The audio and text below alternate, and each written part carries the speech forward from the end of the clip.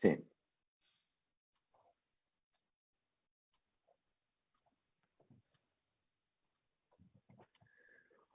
Buenos días, sean bienvenidas a esta conferencia magistral que organizamos a propósito de la conmemoración de los 19 años de actividad académica del Centro de Estudios de Actualización en Derecho y, en concreto, una actividad que está enmarcada dentro de la maestría en Derecho Procesal Constitucional que impartimos aquí en el SEAT desde hace ya varios años, desde hace 10 generaciones que han egresado de esta maestría.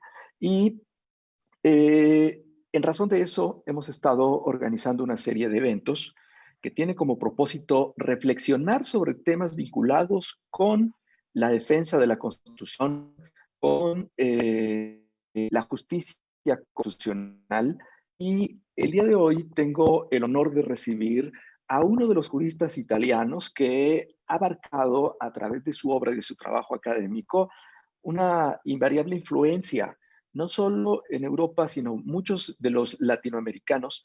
Hoy no podemos entender la reflexión del derecho constitucional y del derecho procesal constitucional o de la justicia constitucional desde la obra del profesor Roberto Romboli. Eh, el profesor Roberto Romboli es uno de los constitucionalistas más reconocidos en Iberoamérica. Es uno de los juristas italianos cuya obra es, por supuesto, ha marcado una influencia importantísima para todos los que tenemos afinidad sobre estas disciplinas.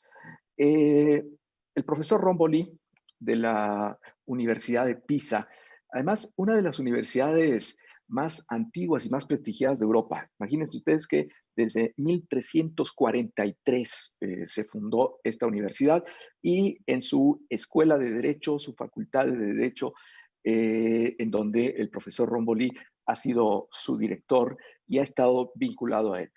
Además, él coordina una de las especialidades en justicia constitucional más prestigiadas en Europa, el curso de alta formación en justicia constitucional de la Universidad de Pisa, del que también han egresado ya muchísimos latinoamericanos en su mayoría. Un curso en el que tengo el privilegio de que me haya invitado en algunas ocasiones a participar como profesor y en razón de ello, pues también el haber estado en esa hermosa ciudad de Pisa. Cosa que le agradezco, por supuesto, al profesor Romboli, siempre esa generosa disposición que tiene a participar en los eventos académicos a los que le he convocado. Y esta no será la excepción. De allí que le doy la más cordial bienvenida al profesor Romboli. Él va a hablar de un tema que me parece muy importante: la protección de derechos entre jueces nacionales y supranacionales. Este es un fenómeno que a partir de la existencia de las llamadas cláusulas de apertura constitucional, particularmente en Latinoamérica, en donde se le otorgó jerarquía constitucional a los tratados internacionales de derechos humanos y que por tanto se integran a los mecanismos de control constitucional, forman parte de estos parámetros de control constitucional.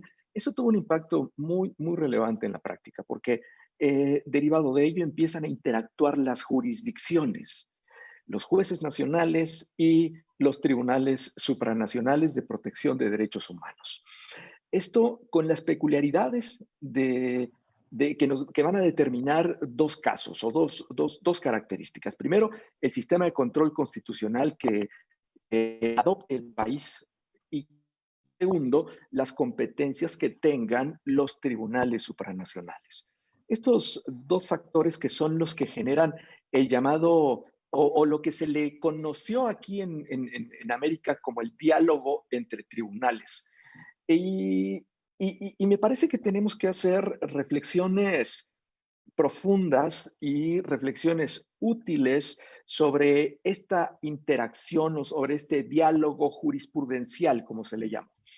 Eh, Quizá resultaría de utilidad un análisis cuantitativo, es decir, contar sentencias. ¿Cuántas veces ha citado la Corte Suprema Mexicana a la Corte Interamericana? ¿Cuántas veces ha citado? Pero bueno, me parece bien.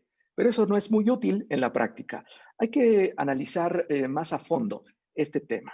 Y justo en ese sentido es lo que nos va a ofrecer el profesor Romboli el día de hoy con esta conferencia magistral. La protección de derechos entre jueces nacionales y supranacionales, a quien le doy la más cordial bienvenida. Y también tengo que comentarles que vamos a tener solamente el audio del profesor Romboli porque tuvo alguna dificultad técnica con la activación de su cámara.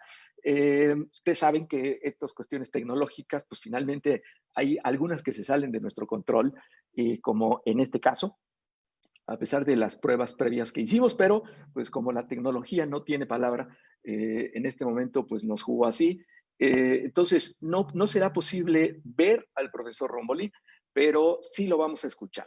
De cualquier manera, lo relevante o la sustancia de esto, que es la posibilidad de escuchar a uno de los juristas italianos más influyentes en materia de derecho constitucional y de justicia constitucional, nos acompaña, y que también esta es una manera de darle la bienvenida a nuestro plan de estudios, a nuestro claustro docente. Tengo el honor de que también vayamos a integrar a este grupo de profesores de la maestría en Derecho Procesal Constitucional a el profesor Roberto Romboli.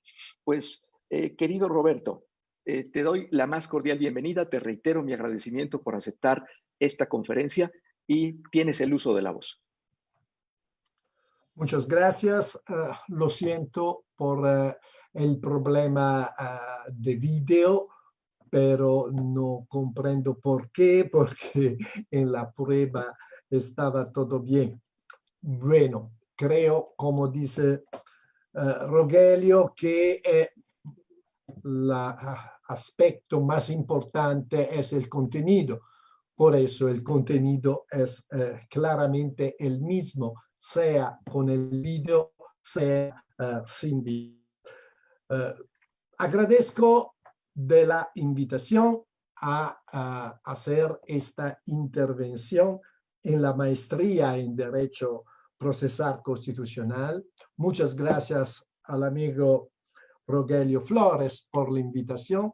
El tema, como dijo, es la protección de los derechos entre jueces nacionales y supranacionales en Europa. Esta significa, es decir, la situación por la cual se pone la posibilidad que el mismo derecho o derechos similares tienen una protección, sea claro frente al juez nacional, sea frente a jueces supranacionales. En este caso, se habla de una tutela multinivel de los derechos. Mi exposición se divide en 4 partes. La primera es en qué sentido hablamos de tutela y de protección multinivel y quiénes son los actores, es decir, los diferentes jueces que pueden intervenir. Segunda parte, ¿cuáles fueron las herramientas más utilizadas para la protección multinivel? En este sentido, necesita diferenciar entre el ordenamiento del Consejo de Europa y de la Unión Europea, porque diferentes son las herramientas proporcionadas. Tercera parte, ¿cuáles son las consecuencias y los resultados de la tutela multinivel? Cuarta y última parte, ¿cuál es el futuro de la tutela multinivel? Bueno, por la primera parte, la protección de los derechos fundamentales y de los derechos en general se consideraba hasta la mitad del siglo pasado una actividad propia de los estados individuales y una clásica expresión de la soberanía de los mismos.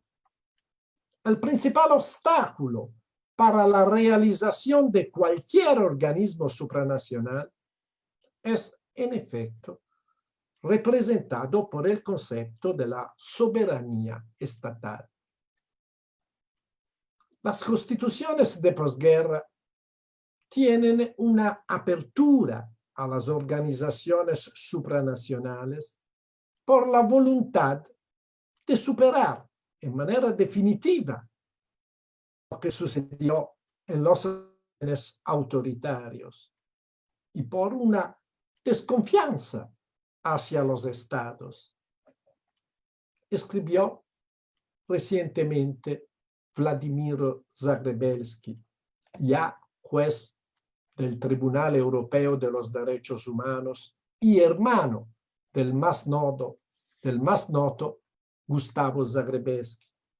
Escribió Vladimiro: el reconocimiento de los derechos fundamentales tiene una verdadera revolución conceptual cuando en el posguerra se ha reconocido la naturaleza preestatal de los derechos y la comunidad internacional ha asumido la carga de ser un garante y se ha justificado la interferencia en los asuntos internos de otros estados.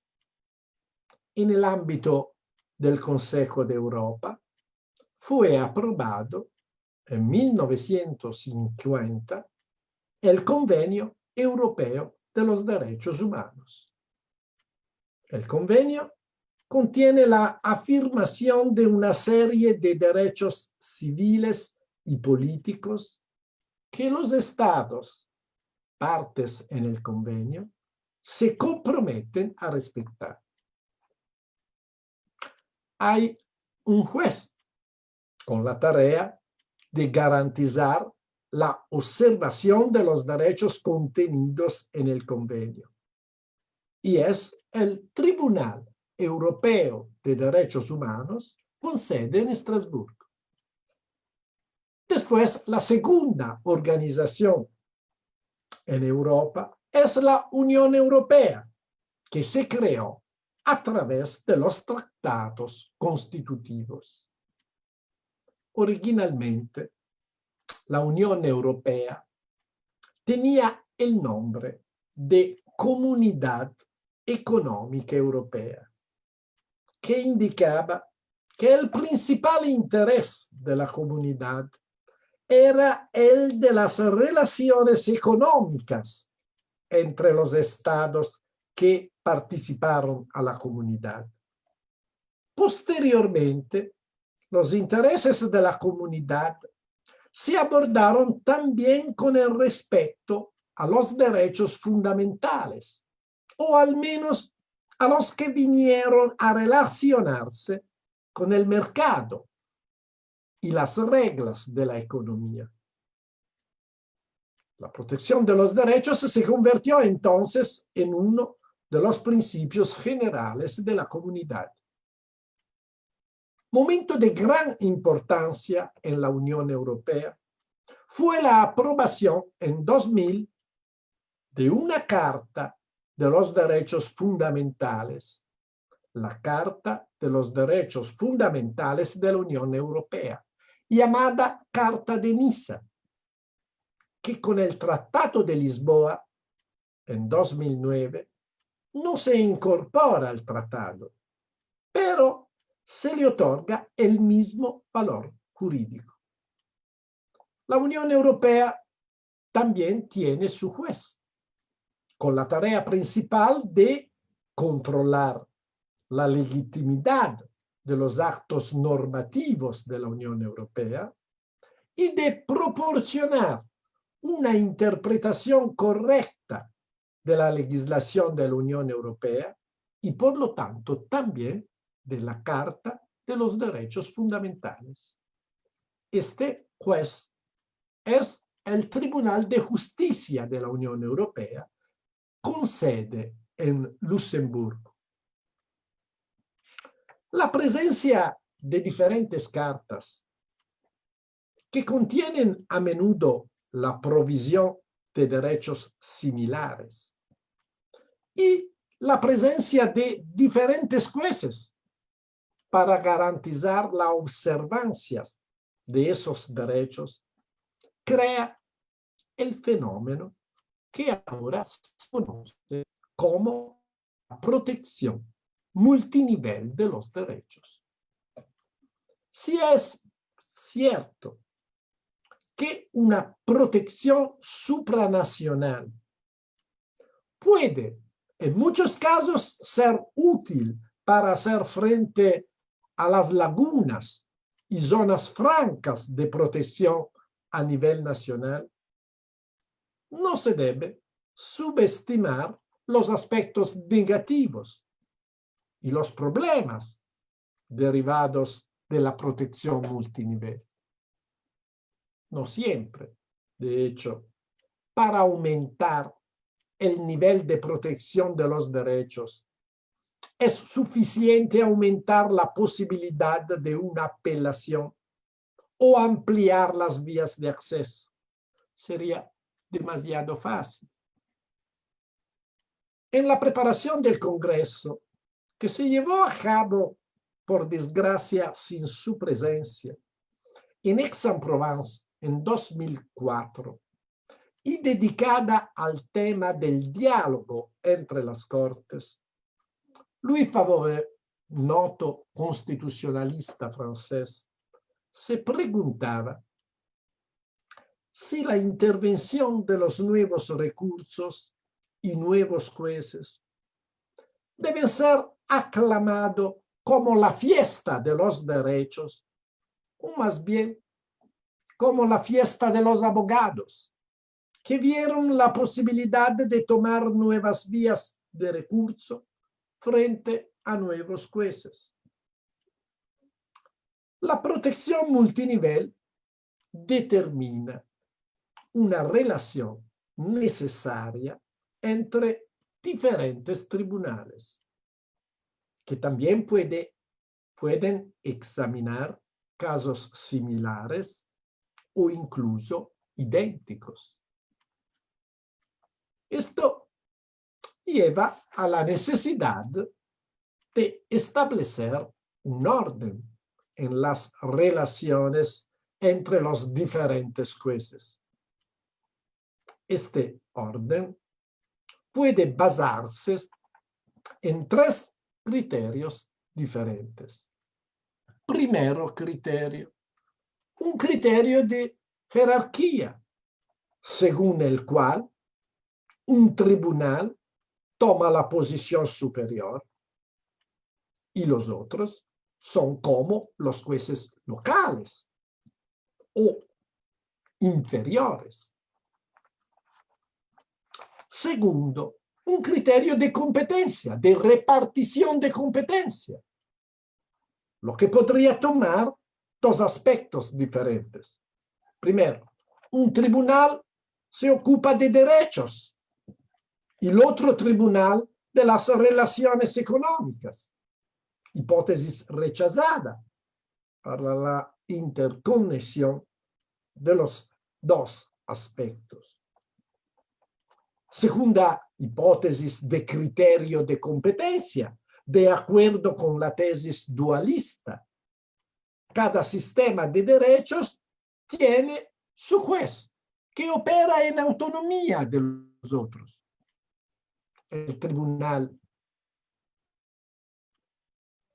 de Justicia de la Unión Europea por la Carta de los Derechos Fundamentales de la Unión Europea, el Tribunal Europeo de Estrasburgo por el Convenio Europeo de los Derechos Humanos, el Tribunal Constitucional y los jueces ordinarios por los derechos garantizados por las constituciones nacionales. Tercero criterio, un criterio de cooperación entre todos los jueces de todos los niveles. El supuesto es que la protección de los derechos fundamentales no es una materia objeto de competencia, pero un objetivo común general.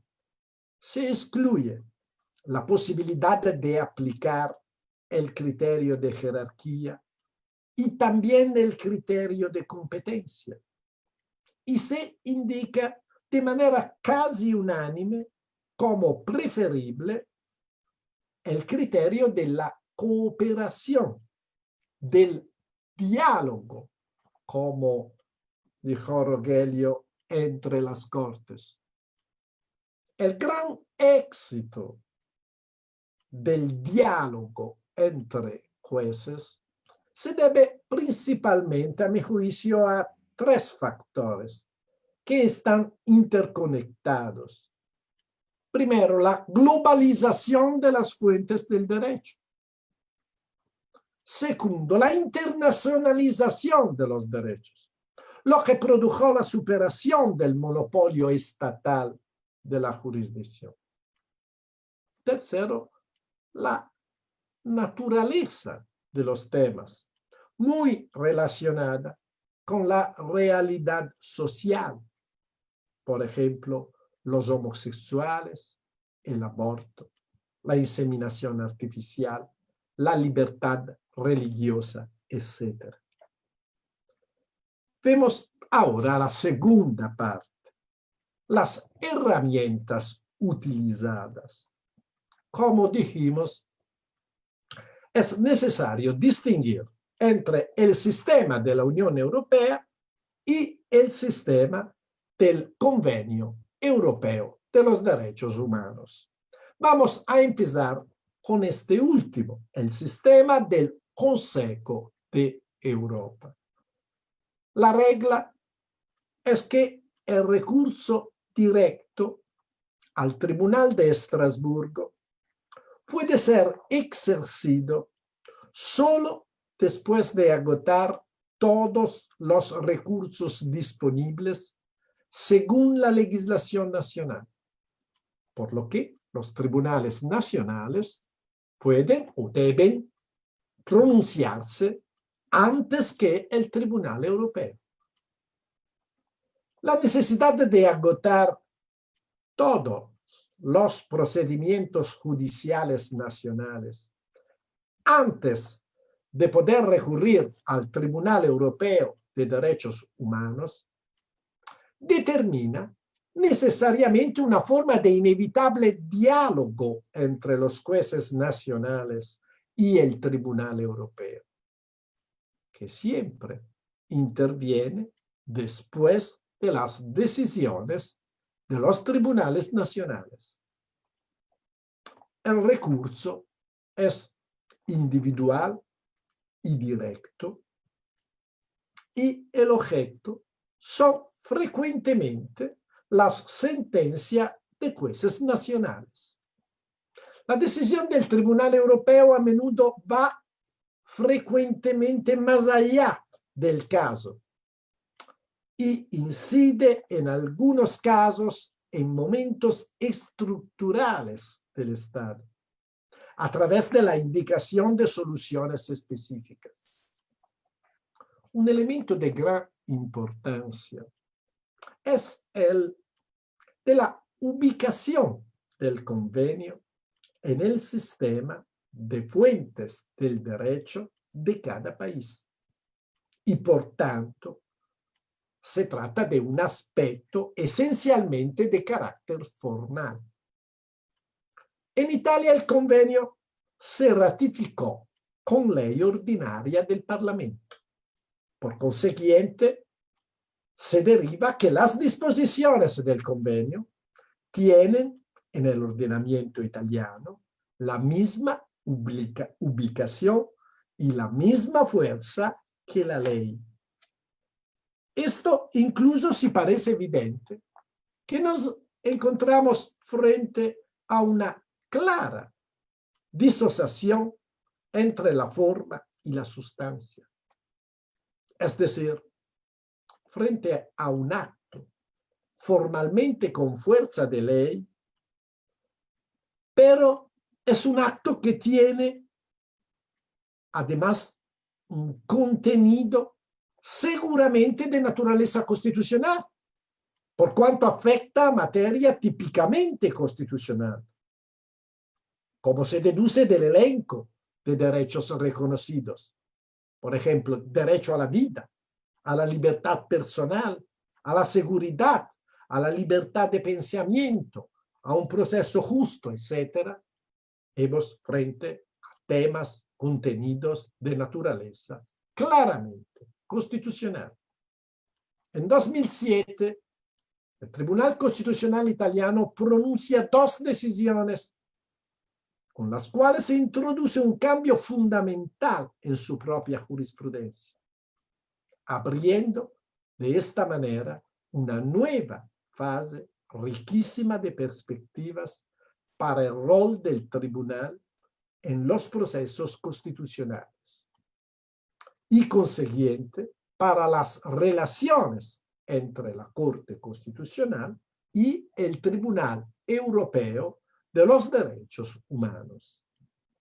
El Tribunal italiano, la Corte Constitucional italiana, afirmó que la ley que contrasta con el convenio contrasta también en manera indirecta con la Constitución. Sobre la base de esta decisión, el convenio se convierte en un parámetro a la par de la Constitución. Por eso, la última década se ha caracterizado en Italia por un interés cada vez mayor por el Convenio Europeo de los Derechos Humanos y por la jurisprudencia del Tribunal de Estrasburgo en el ámbito de la protección de los derechos fundamentales. Muchos son, por lo tanto, los problemas que han surgido en los últimos años. Estos se pueden reducir en dos grandes ámbitos materiales. El primero, relacionado a la posición de los jueces nacionales, ordinarios y constitucional, acerca de los criterios de interpretación del convenio y al valor que tiene para los jueces nacionales la interpretación del mismo por el Tribunal de Estrasburgo. Segundo, absolutamente diferente, acerca de los aspectos relacionados con la efectividad y ejecución de las decisiones del Tribunal Europeo en el sistema italiano y el impacto de las mismas en los procesos judiciales.